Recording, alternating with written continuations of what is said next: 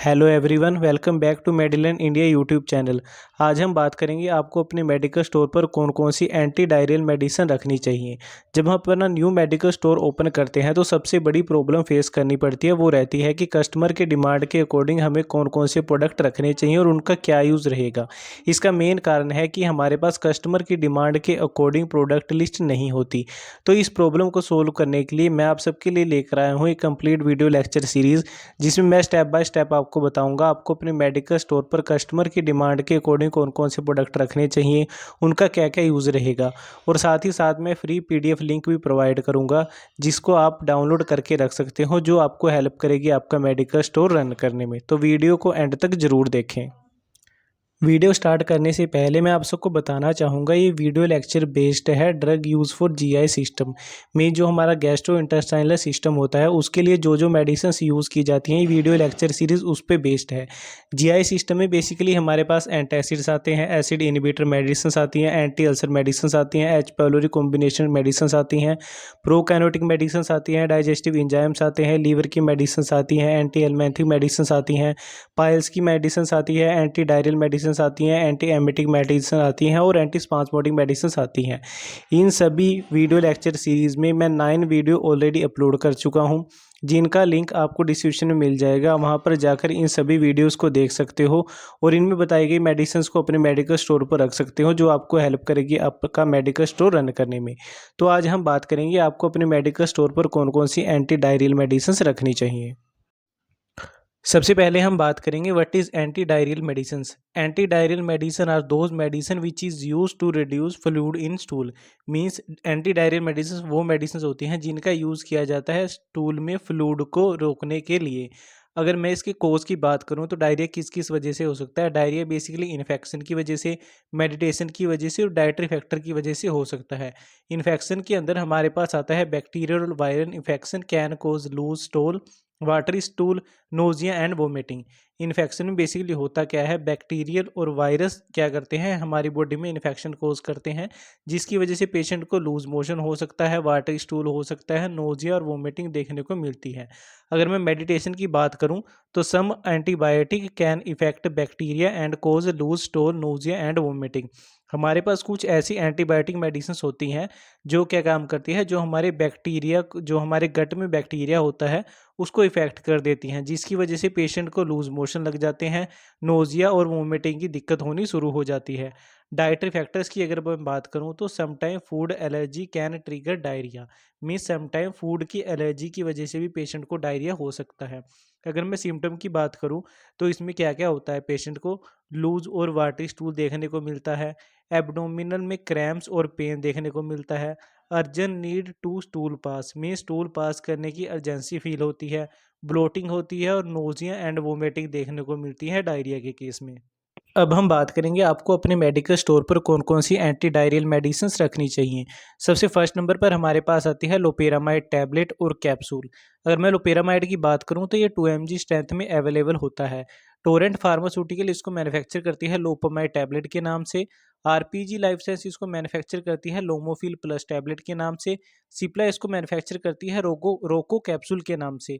अगर मैं इसकी डोज की बात करूं तो 2 tablet start, 1 tablet after each stool. Means loperamide की आपको 2 टैबलेट स्टार्ट में लेनी होती है और 1 टैबलेट आफ्टर ईच स्टूल लेना होता है।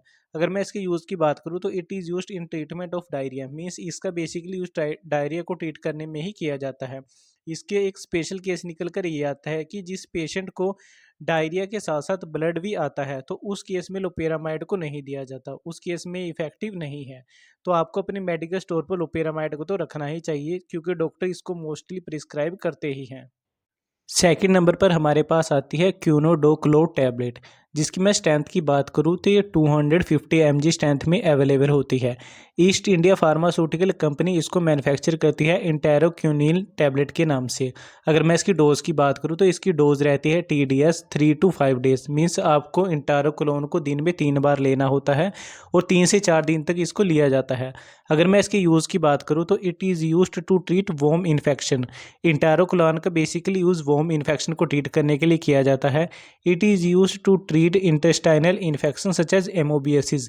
इंटेरोक्विनोन का यूज़ आप एमोबियोसिस को ट्रीट करने के लिए भी कर सकते हो और इसको it is also use as anti diarrhoeal medicines. Enteroquinol का यूज़ आप एंटी डायरियल मेडिसिन्स के तौर पे भी कर सकते हो। तो आपको अपने मेडिकल स्टोर पर ये भी मेडिसिन्स रखनी चाहिए। थर्ड नंबर पर हमारे पास टैबलेट आती है मेबिवरीन टैबलेट और फिनोवरीन कैप्सूल। मेबिवरीन की अगर मैं बात करूँ तो ये 100 mg स्ट्रेंथ में अवेलेबल होता है।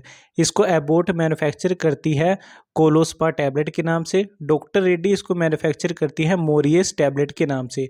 अगर मैं इसकी डोज की बात करूं तो इसको आपको 1 से 2 टैबलेट लेनी होती है और उसको 3 से 4 दिन तक लिया जाता है।